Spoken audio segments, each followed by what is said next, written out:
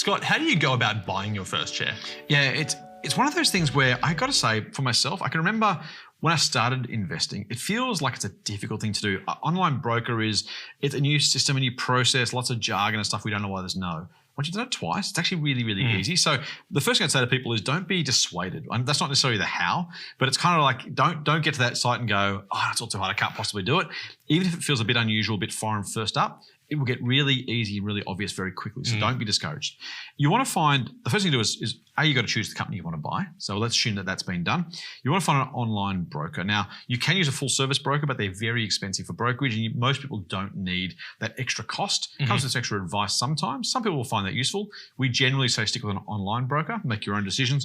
And you can trade shares for as little as $14 or $20 a share for larger amounts of money, frankly, as low as $10 if you buy less than $1,000 worth of shares. We say someone like ComSec.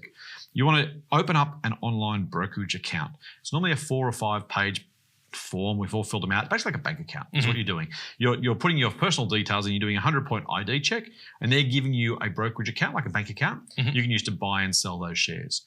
Once you've set up that account, you're going straight to the tutorial. And someone like a ComSec, again, I keep using them. I'm a customer, but I don't own the shares. They have really great tutorials, really great customer service. Really get it stuck into that stuff. You'll find it's really, really easy once you get started. You put the money in an investment account, either your own account or an account with the broker. You then decide how much you want to spend to buy those shares. And you jump on and which shares you want to buy. And it's simply a matter then of saying which company, put in the company code, put in the amount of money or the price per share you want to pay, and the number of shares you want to buy. And the rest happens as if you were buying something from Amazon.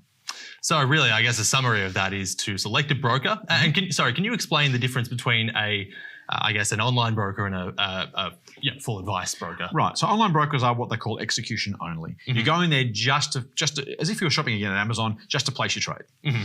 A full service broker is something more akin to a personal shopper, where you're saying, I need to find a new suit jacket, can you come and help me, do the transaction for me. They're going to charge you more because they're giving you extra help. So execution only is online. That's why it's cheaper and easier. The full service is the everything thrown in, including the kitchen sink. It can be useful if you find the advice useful, but it's very, very expensive. So be careful you don't get caught in that trap, spending $100 per trade when you can do it much more cheaply, doing execution only online.